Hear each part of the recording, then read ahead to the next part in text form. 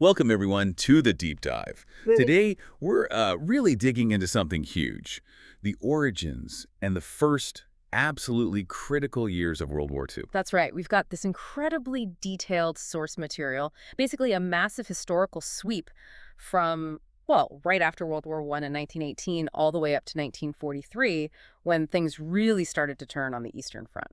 And our mission here, if you like, is to try and connect all those dots. Right. You know, how do we get from the bitterness of Versailles to the frozen battlefields of Stalingrad? Exactly. It's about understanding that chain of events, the decisions, the failures, the technological shifts that plunged the world into war, and crucially, how that tide eventually began to turn. Yeah, because to get World War II, you really have to understand how World War I ended, or maybe how people thought it ended. November 11th, 1918, 11 a.m. Armistice. But the psychological impact, it was immense. Oh, absolutely. And almost immediately, this dangerous myth took hold in Germany. It's fascinating and, well, incredibly destructive. The stab in the back myth, right? Oh, precisely. The narrative, pushed hard by the German military leadership who wanted to avoid blame, was that the army wasn't actually defeated. No, they were betrayed, stabbed in the back by, quote, cowardly politicians back home. Which is just political dynamite, isn't it? It completely undermined the new democratic government, the Weimar Republic, right from the get-go. It did. It gave the extreme right wing this ready-made excuse, this fuel for resentment, and eventually political violence. It basically ensured that the peace was fragile, just an intermission, really. So let's look at that peace treaty, Versailles. President Woodrow Wilson comes over with these big ideas, the League of Nations. A new world order, sort of. High ideals, definitely.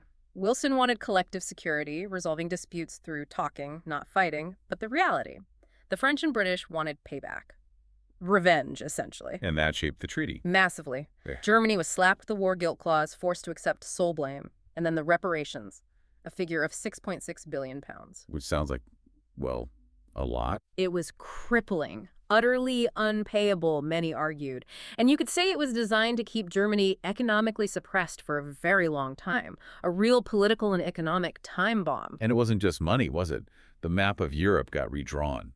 Big time. Huge changes. The Austro-Hungarian Empire just vanished, Right. dismembered. And new countries popped up: Poland, Czechoslovakia, Yugoslavia. But our source material points out a really specific problem with how they drew those new borders. Yeah. A kind of fatal flaw. Yes, this idea of irredentism. You create these new nations based on self-determination, supposedly. But inevitably, you leave large groups of people on the wrong side of the border. Specifically, substantial German minorities ended up inside these new countries. Like in Czechoslovakia. Exactly, the Sudetenland region. 3 million ethnic Germans suddenly living in a new Czech state.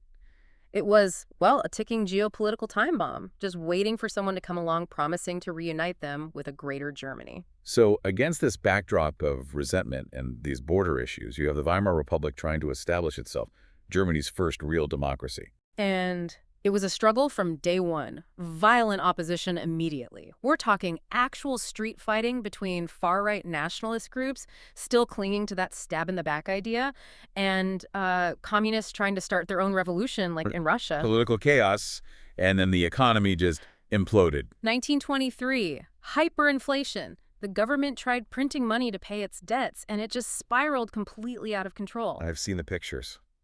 Wheelbarrows full of cash just to buy bread. It sounds unbelievable, but yeah, prices rising, hundreds of % a month, people's life savings wiped out overnight, trust in the government gone.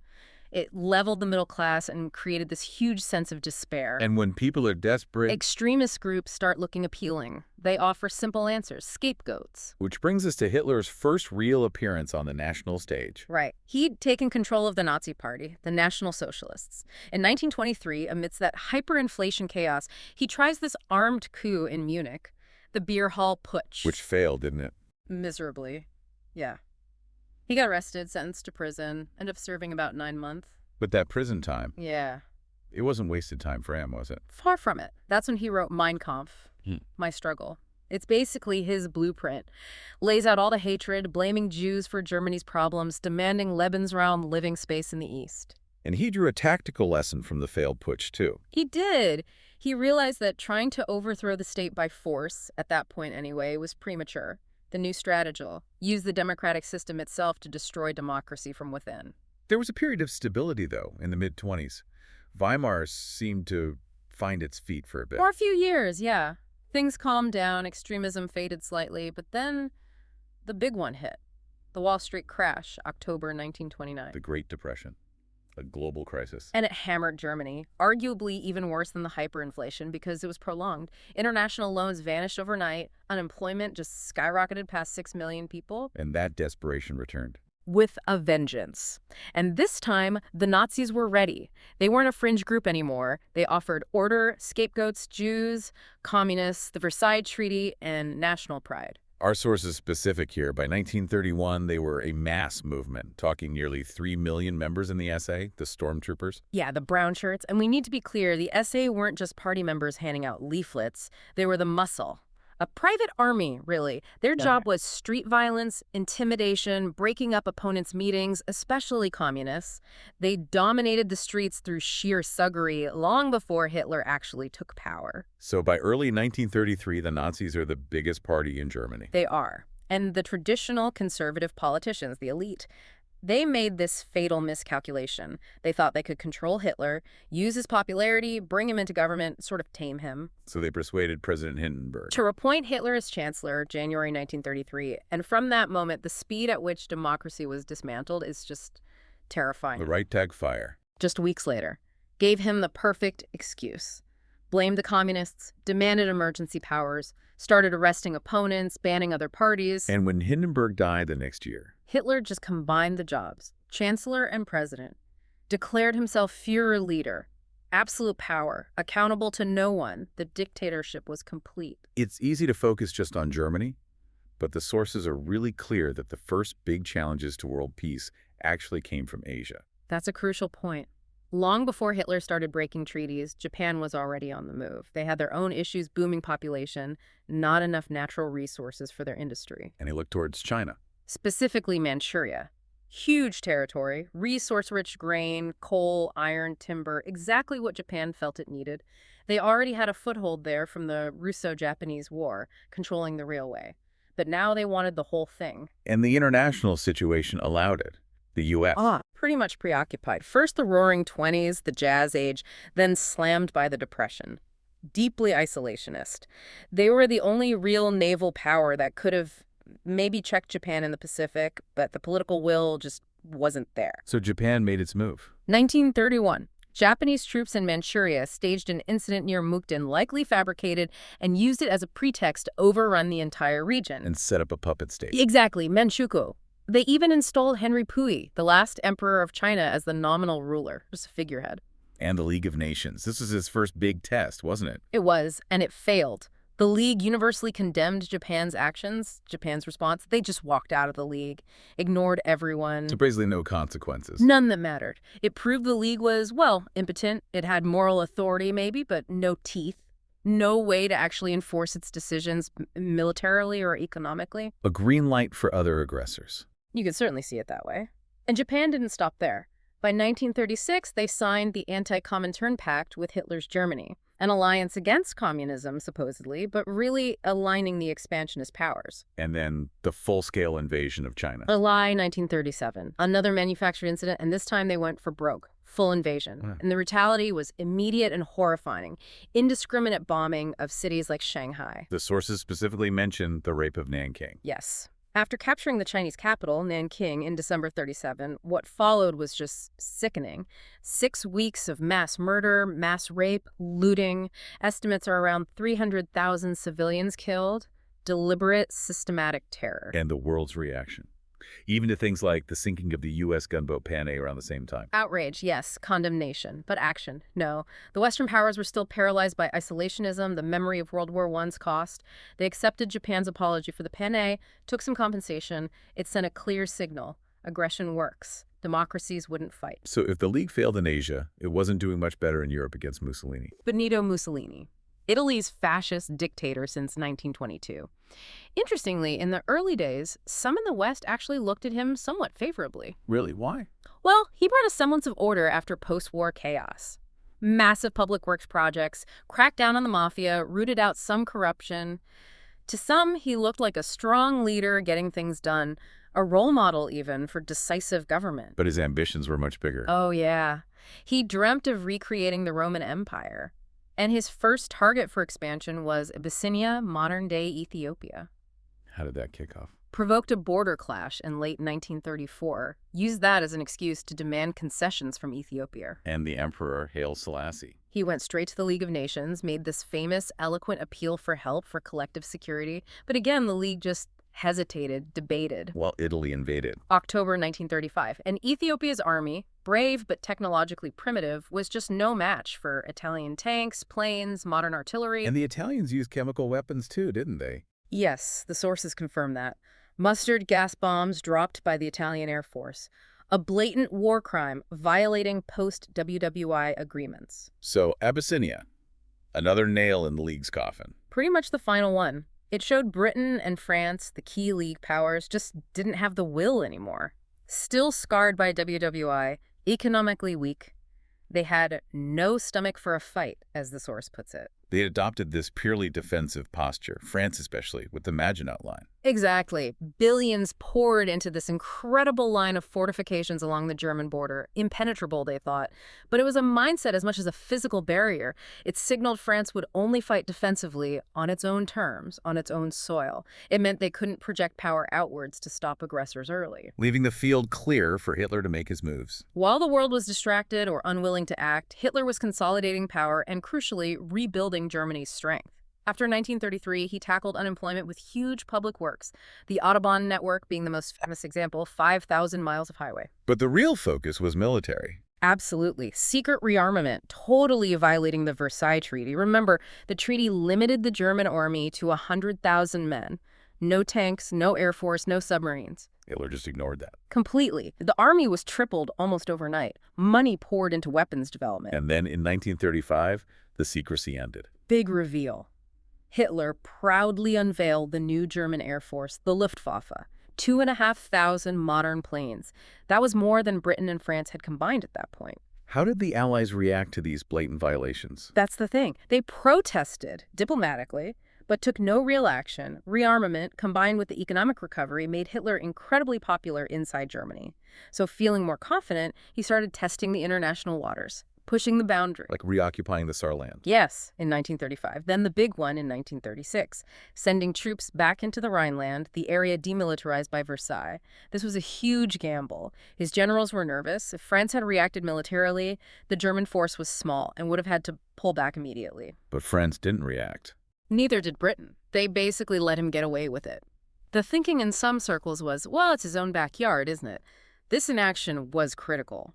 It emboldened Hitler enormously. And led to more direct expansion. Straight away, next target, Austria, his homeland. The Austrian chancellor tried to resist, called for a referendum on independence. Hitler didn't wait for the vote, though. Nope. Sent the troops in. March 1938, the Anschluss. It was basically a bloodless takeover, cheering crowds in Vienna, partly genuine, partly orchestrated. And this was different, wasn't it? This wasn't just reoccupying German territory. A crucial difference. This was absorbing another sovereign nation into his greater Germany. And again, the West just watched. Protests, yes, but no action. Hitler concluded he could pretty much do what he wanted. Which led him directly to Czechoslovakia.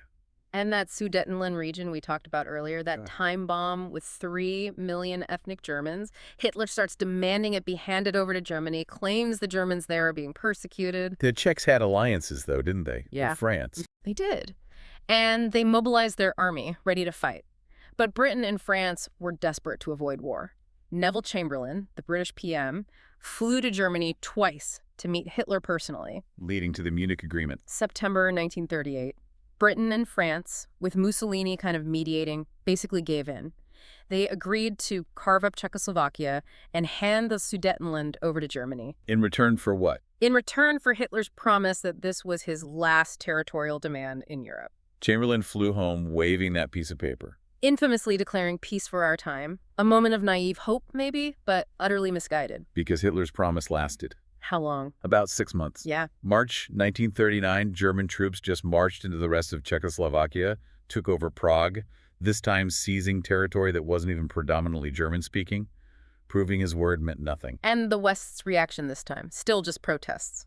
Feeble protests, yeah. Completely ignored by Hitler. Appeasement had failed utterly disastrously, but even while all this high-level diplomacy and betrayal was happening, Hitler and Mussolini had found a perfect real-world laboratory to test their new military ideas. Spain, the Spanish Civil War. Exactly. From 1936 to 39, a really brutal ideological conflict, left-wing Republicans against General Franco's conservative nationalists. And Germany and Italy got involved. Heavily. It became a proxy war, a dress rehearsal for WWII. Hitler sent the Luftwaffe's Condor Legion planes, like the Stuka dive bomber, fighter pilots gaining combat experience. He also sent early Panzer units to test tank tactics. Mussolini, too. Oh, yes. Sent around 50,000 supposed volunteers, actually regular troops, and hundreds of aircraft. They weren't just helping Franco, they were actively testing equipment, refining tactics, especially combining tanks and air power, perfecting what would become Blitzkrieg. And the democracies, Britain and France. Declared non-intervention, set up a committee, Germany and Italy signed the agreement, and immediately violated it, pouring weapons and men into Spain. Did the Republicans get any outside help? Some from the Soviet Union, yeah, but it was often less effective, more limited. Stalin was also playing his own complex games. So Franco won, and Hitler and Mussolini learned. They learned that the democracies were fundamentally weak-willed, too scared of a wider war, too divided internally. They concluded, quite rationally, based on the evidence, that Britain and France wouldn't actually fight unless directly attacked. They wouldn't resist any real pressure. So, after Czechoslovakia, Hitler felt unstoppable. Only one major obstacle left in his immediate path. Poland. He started demanding the return of the port city of Danzig, which had been made a free city under League of Nations supervision after WWII, cutting off East Prussia from the rest of Germany. But this time, Britain and France finally drew a line. Yes. Realizing appeasement was dead, they issued a guarantee to Poland. If Germany attacked, they would declare war. Did Hitler believe them? Seems unlikely. He probably thought it was another bluff, and then he pulled off his most cynical, most shocking diplomatic coup yet. The deal with Stalin, the Nazi-Soviet pact. August 23rd, 1939. Absolutely stunned the world. These two bitter ideological enemies signing a non-aggression pact. Stalin had actually been trying to get Britain and France to form an anti-Hitler alliance, but they were hesitant, suspicious. So, feeling isolated, he cut a deal with the devil. And there was a secret part to that deal. Oh, crucially, a secret protocol. They agreed to carve up Poland between them. Germany would take the West, the Soviet Union the East. It also gave Stalin a free hand to dominate the Baltic states, Estonia, Latvia, Lithuania. So this pact removed Hitler's fear of a two-front war, at least for now. Exactly. It neutralized the Soviet Union, cleared the path for the invasion of Poland. And the invasion itself, how did it start? With a staged incident. Classic false flag operation. German SS troops dressed in Polish uniforms faked an attack on a German radio station near the border on the evening of August 31st. Gave Hitler his pretext. The unprovoked Polish aggression he needed. The next morning, September 1st, 1939, German forces stormed across the border. World War II had begun. Britain and France declared war 2 days later, honoring their guarantee. They did. But the opening phase of the war revealed something terrifyingly new. Blitzkrieg. Lightning war. Yeah, this wasn't just about speed, it was a whole doctrine. The idea was to concentrate overwhelming force tanks, motorized infantry, dive bombers at a single point, the Schwerpunkt, break through the enemy lines, and then just drive deep. Not fight battles of attrition like WWII. No, exactly the opposite. Bypass strong enemy positions, cut their supply lines, disrupt their command and control, create chaos in their rear, cause a total systemic collapse, not just push them back yard by yard. And against Poland, the difference in military capability was huge. Enormous. Germany had about 2,400 modern tanks, organized into 6 potent panzer divisions. Poland had fewer than 900 tanks, many outdated, and they were spread thinly trying to defend a long border. They even still had cavalry brigades. Horses against tanks. Pretty much. And the Luftwaffe dominated the skies. The Ju-87 Stuka dive bomber, especially, became this icon of terror, that siren. It was used as psychological warfare, flying artillery paving the way for the tanks. What was the overall German plan? A massive double envelopment. Army Group North attacked from Prussia, Army Group South from Silesia in the south. The aim was to meet up behind the main Polish forces near Warsaw and Brest-Litovsk, trapping them. And it worked. Like clockwork. The Polish army fought bravely, but was overwhelmed, outmaneuvered. Within weeks, the pincers closed. And then the Soviets attacked from the east. September 17th, the final blow. Poland was caught between two giants. Warsaw held out under siege for a while but surrendered on September 27th. Poland was wiped off the map again, divided between Germany and the USSR, and the Nazis immediately started implementing their brutal policies. This is where the Einsatzgruppen come in. These weren't regular soldiers. Special SS death squads following the army. Their job: rounding up Jews, Polish intellectuals, political opponents, executions, deportations, forcing people into ghettos. The systematic horror began immediately. While Poland was being crushed, what were Britain and France doing? They declared war. But they did remarkably little to actually help Poland. This period became known as the Phony War, or the Sitzkrieg, the Sitting War. Why the inaction? The French army basically hunkered down behind the Maginot Line. They were totally committed to a defensive strategy, unwilling to risk an offensive into Germany. The British were still mobilizing, shipping troops, the British Expeditionary Force, the BE, to France, but weren't ready for major action. So the fighting was mainly at sea? Initially, yes. Admiral Dönitz, the German U-boat chief, knew he didn't have enough submarines. He wanted 300, only had about 38 ocean-going ones, but they still caused damage. Like sinking the passenger liner Athenia. Right on day one. Without warning. 112 killed, including Americans. It immediately showed how ruthless the naval war would be. U-boats also sank the British aircraft carrier Courageous and the battleship Royal Oak, right in its supposedly safe anchorage at Skepaflow. But the British had a secret weapon brewing against one type of threat. Magnetic mines. Yeah, the Germans laid these mines that exploded when a ship's steel hull passed over them, triggered by its magnetic field, caused huge losses early on, but then the British managed to recover one intact from the Thames estuary mud. And figured out how it worked. And developed a countermeasure incredibly quickly. Degaussing, basically running a copper cable around the ship's hull and passing an electric current through it. This canceled out the ship's magnetic signature. So the mines wouldn't trigger. Exactly. A brilliant, simple solution. It massively reduced the threat from magnetic mines, a vital, unsung technological victory. That phony war quiet didn't last long, though. May 1940, everything changed. Dramatically. The Allies were still expecting the main German attack to come through central Belgium, like a repeat of the Schlieffen Plan from WWII.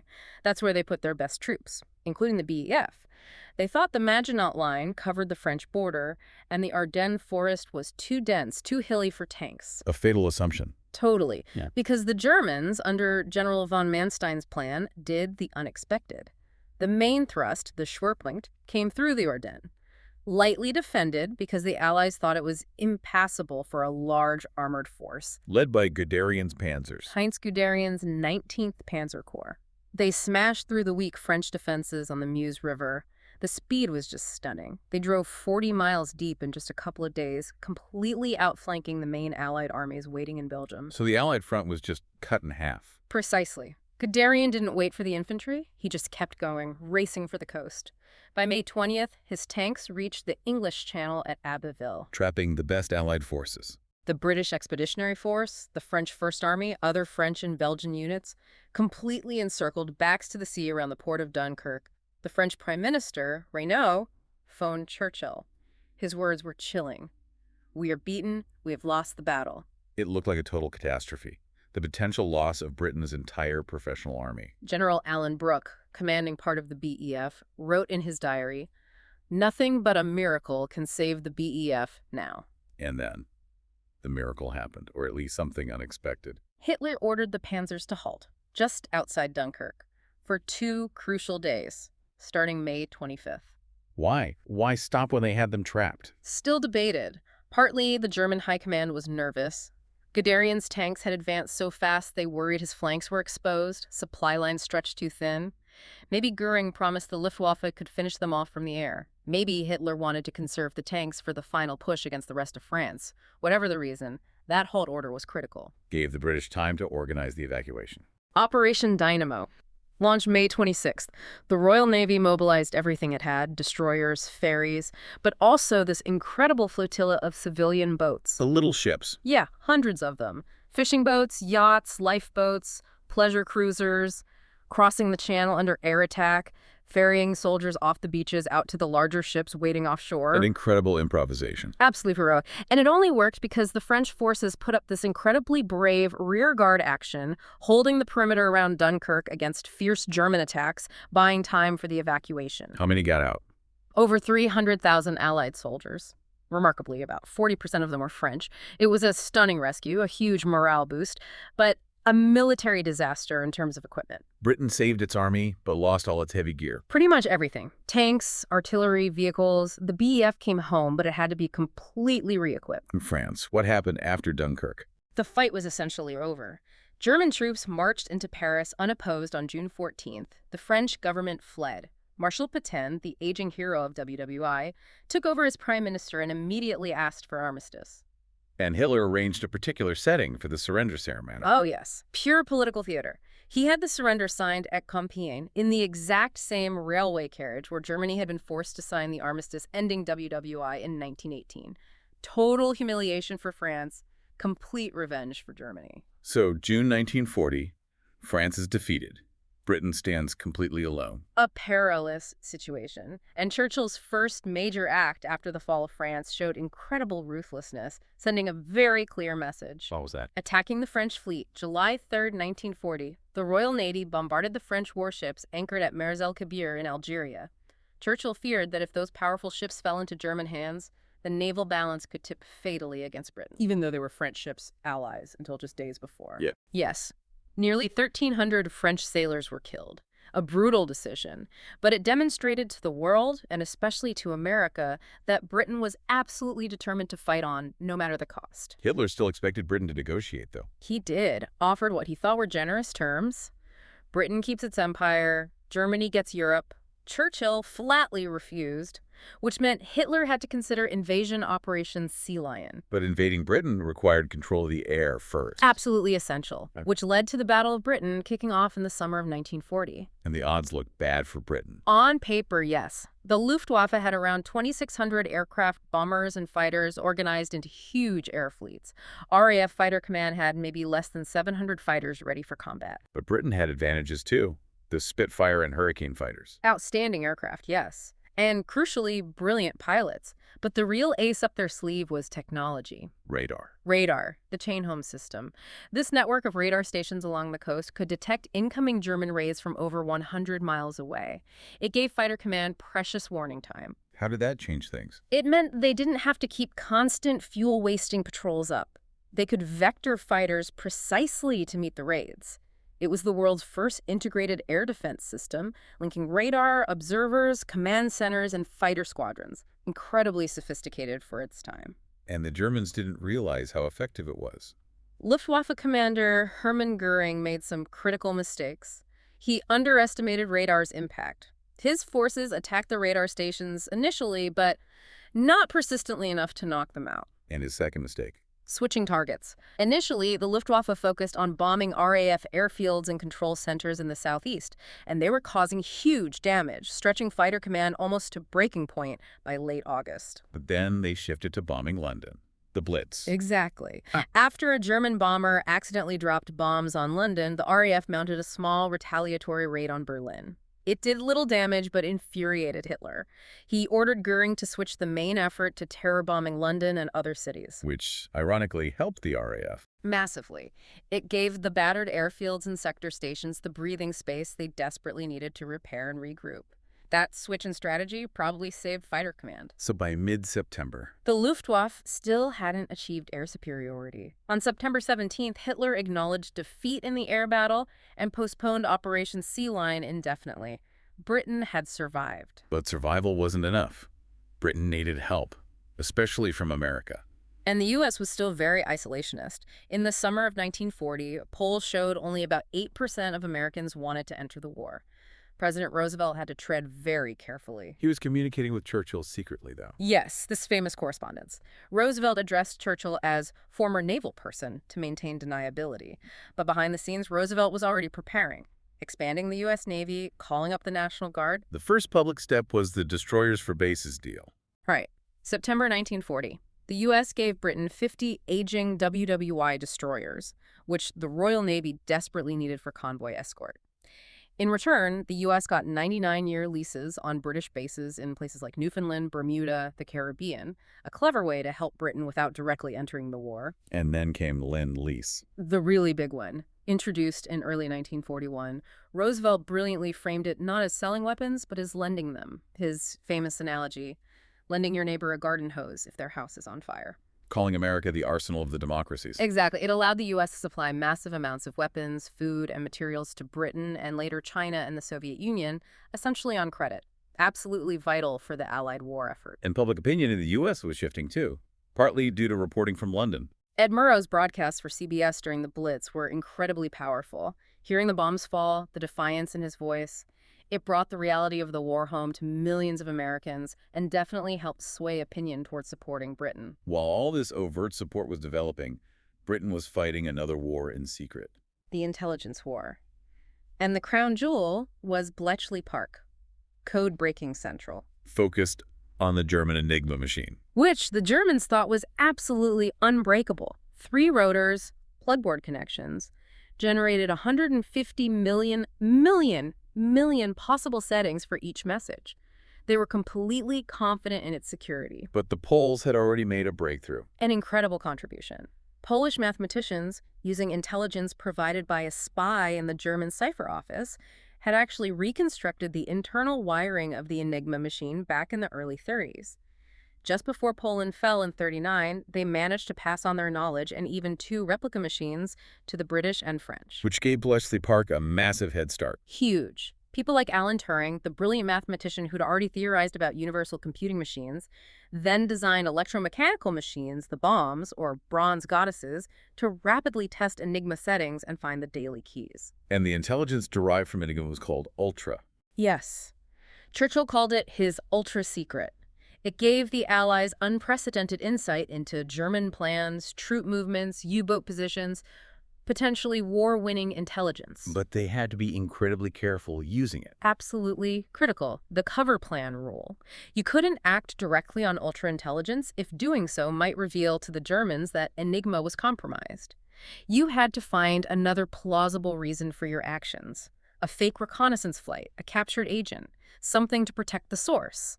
Losing Ultra would have been catastrophic. Churchill wasn't just focused on defense and intelligence, though. He wanted to hit back. He demanded offensive action, led to the formation of the Commando's small, highly trained units designed for raiding occupied Europe. Like the Lofoten raid in Norway. March 1941. Targeted fish oil factories vital for German industry, great morale booster, took prisoners. But the really crucial outcome, they captured code books and, most importantly, rotor wheels from an Enigma machine used by German naval units. This proved invaluable in breaking the tougher naval Enigma codes, which was critical for the Battle of the Atlantic against the U-boats. And there was another secret organization, SOE. Special Operations Executive. Formed July 1940, Churchill famously told them to set Europe ablaze. Their job was sabotage, espionage, working with and supplying resistance groups across occupied Europe, dropping agents and supplies by parachute from modified bombers like Whitley's, or landing them secretly using special Lysander aircraft. A shadowy, dangerous war fought behind enemy lines. So Britain held on, the U.S. started helping, the secret war ramped up. But the biggest strategic shift, the real turning point, happened elsewhere. Absolutely. The Eastern Front. June 22nd, 1941. Operation Barbarossa. Hitler launches his invasion of the Soviet Union. His greatest gamble. Why did he do it? Breaking the pact with Stalin. Multiple reasons. Ideology was huge, destroying Bolshevism, wiping out the Jewish Bolshevik threat he saw, but also resources. He desperately needed Soviet oil from the Caucasus, grain from Ukraine, raw materials, and his core obsession, Lebensraum, living space for Germans in the East. Was the Soviet Union ready for this? Catastrophically unprepared. Stalin seems to have genuinely believed Hitler wouldn't attack, or not yet anyway. And the Red Army, while huge on paper, was still reeling from Stalin's purges in the late 30s. Where he eliminated most of his experienced officers. Exactly. 3/4 of the senior command shot or imprisoned, replaced by often inexperienced, politically reliable figures. The leadership was crippled. The initial shock of the invasion apparently caused Stalin himself to have some kind of breakdown for several days. And the German advance initially was devastating. Terrifyingly successful. Blitzkrieg perfected, seemingly. 3 massive army groups drove deep into Russia, north towards Leningrad, center towards Moscow, south towards Ukraine. Huge encirclements. Near Minsk alone, they captured 300,000 Soviet soldiers in the first few weeks. It looked like the Soviet Union might collapse entirely. But Hitler made a mistake, a strategic blunder. A massive one in hindsight. In July 41, Army Group Center, led by Guderian's panzers, was only about 200 miles from Moscow. Guderian pleaded to be allowed to drive straight for the capital. But Hitler said no. He overruled his generals. Diverted Guderian's crucial panzer group south towards Kyiv to help Army Group South secure Ukraine first, capture the resources before the capital. Which cost vital time. 5 critical weeks of good campaigning weather. By the time they turned back towards Moscow in the autumn, the weather was starting to turn, and the Soviets were recovering. They had new weapons coming online, too. The T-34 tank. This was a shock to the Germans. Superior gun, sloped armor, better cross-country mobility than most German tanks at the time, and just sheer numbers. The Soviets could mobilize incredible manpower, 16 million eventually. They could absorb losses that would have crippled other armies. And then came the Russian winter. General Winter, the great rescuer of Russia, historically. The Germans had been so confident of a quick victory they hadn't prepared for it. No winter clothing, lubricants freezing in engines and guns, tanks immobilized. When did the advance on Moscow finally stop? December 5th, 1941. The spearheads were literally within sight of the Kremlin spires, maybe 19 miles out. But they were exhausted, frozen, the temperature plunged, they couldn't go any further. And Stalin had reserves. He did. He'd kept powerful, well-equipped divisions stationed in Siberia, fearing a Japanese attack. But his spies, notably Richard Sorge in Tokyo, confirmed Japan was going to strike south against the U.S. and European colonies, not north against Siberia. So he could transfer those troops. Exactly. Around 30 fresh Siberian divisions, fully equipped for winter warfare, were transferred west. They launched a massive counterattack against the frozen, unprepared Germans in front of Moscow, drove them back hundreds of miles in places, saved the capital. Barbarossa had failed. So 1942, Hitler adjusts his strategy. Shifts the focus south, Operation Blue. The main goal now is the Caucasus oil fields.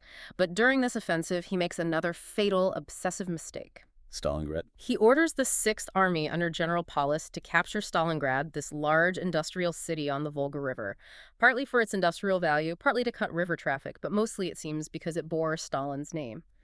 It became a matter of personal prestige for Hitler. It wasn't necessarily the key strategic objective at that point. And the fighting there became legendary for its brutality. Unbelievable urban warfare. The Germans called it Rattenkrieg, rat war. Street by street, house by house, room by room, sewers, basements, ruined factories. German advantages in mobile warfare were completely negated. Progress was measured in yards, or, as the source says, measured in corpses, not meters. Just horrific grinding attrition. While the 6th Army was getting sucked into this meat grinder, the Soviets were planning something big. Secretly building up massive reserves on the flanks of the Stalingrad salient. Over 1 million men, huge numbers of tanks and artillery, completely undetected by German intelligence. And then they struck. November 19th, 1942. Operation Uranus. 2 powerful Soviet pincers attacked the weaker Romanian and Italian armies guarding the German flanks. Smashed through them, and within 4 days, the pincers met west of Stalingrad. Trapping the entire 6th Army. Paulus and his 200,000 men, completely encircled inside the city they'd fought so hard to capture. Paulus wanted to break out. He requested permission, yes, while it might still have been possible. But Hitler absolutely forbade it. Ordered him to stand fast, hold Stalingrad at all costs. He promised the Luftwaffe would supply the trapped army by air. Could the Luftwaffe do it? Not even close. Goering made wildly optimistic promises. The 6th Army needed something like 700 tons of supplies per day just to survive. The airlift, hampered by weather and Soviet fighters, managed on average only about 80 tons. It was a catastrophic failure. So the 6th Army was doomed. Starved, frozen, running out of ammunition. Paulus finally surrendered on January 31st, 1943. The scale of the disaster for Germany. Immense. Germany's greatest defeat up to that point. Around 300,000 Axis soldiers lost, killed, wounded, or captured. Of the roughly 91,000 who surrendered, only about 5,000 ever saw Germany again. Stalingrad was the psychological turning point of the war on the Eastern Front, maybe the whole war. But Hitler wasn't finished trying to regain the initiative in the East. One more big offensive. Summer 1943, he planned a huge pincer attack to cut off a massive Soviet salient, a bulge in the front line near the city of Kursk. Operation Citadel. And he was relying on new wonder weapons, right? New tanks. Yes, pinning his hopes on the brand new heavy tanks. The Tiger, with its incredibly thick armor and powerful 88mm gun, and the Panther, a very capable medium tank designed partly in response to the Soviet T-34. He delayed the offensive to get more of these tanks to the front. But the Soviets knew it was coming. They did. Marshal Zhukov, the Soviet commander, had excellent intelligence, partly from Bletchley Park via Ultra, partly from Soviet spies like the Lucy Ring in Switzerland. They knew exactly where the German attacks would come and roughly when. So they prepared. Like never before. They turned the Kursk salient into the most heavily fortified zone in history up to that point. Miles-deep belts of anti-tank mines, trenches, bunkers, barbed wire, pre-sighted artillery zones. They basically invited the Germans to attack into a massive killing ground. And the Germans walked into the trap. Launched their offensive in early July 1943 and ran straight into these incredibly deep defenses. Progress was slow, costly. Then the Soviets launched their counteroffensives, Leading to the Battle of Prokhorovka. often cited as the climax. July 12th, a massive swirling tank battle. Maybe not quite the 2,000 tanks engaging simultaneously, some accounts claim, but certainly the largest armored clash of the war. Hundreds of tanks on both sides destroyed. Soviet T-34s using their speed to get close to the heavier Tigers, trying to hit their weaker side armor. A brutal, close-quarters fight. The outcome. A decisive Soviet victory. The Germans lost maybe 700 tanks, tens of thousands of troops. Their offensive power in the east was broken. After Kursk, Germany was permanently on the defensive on the Eastern Front. The Red Army began the relentless drive westwards that would eventually end in Berlin. So looking back over this whole period, 1918 to 1943, it's just an incredible cascade of events, isn't it? The flawed peace, the rise of dictators, the failure of collective security. And the sheer shock of new technologies and doctrines like Blitzkrieg, but also the resilience shown the importance of intelligence like ultra and radar, the sheer grit of the RAF in the Battle of Britain, the miracle of Dunkirk. And ultimately, the immense scale of the fighting and sacrifice on the Eastern Front. That's where the German war machine was truly bled white, wasn't it? Unquestionably. The human cost, the material cost for the Soviets was staggering, but their resilience, their industrial capacity, and ultimately their manpower, combined with Allied aid, just overwhelmed Germany in the end. It really highlights how democracies may be paralyzed by the trauma of WWII, and the U.S. by isolationism allowed these aggressive powers to gain so much momentum. Until the sheer scale of the threat and the resistance it provoked finally became overwhelming. It does leave you with a fascinating what-if, though. Thinking about that Nazi-Soviet pact in 1939, Stalin only ended up fighting Hitler because Hitler betrayed him and invaded in 41. Right. Stalin had tried to get an alliance with Britain and France before that pact. They rebuffed him. So the provocative thought is, what if Britain and France had allied with Stalin in 1939? Could that combined force, even with the Red Army weakened by purges, have deterred Hitler? Or stopped him quickly, forcing that two-front war he always feared right from the start? Might it have prevented the worst horrors that followed? It's impossible to know, of course, but it certainly makes you think about the choices made and the potential alternative paths history could have taken. What stands out most to you as you reflect on this period?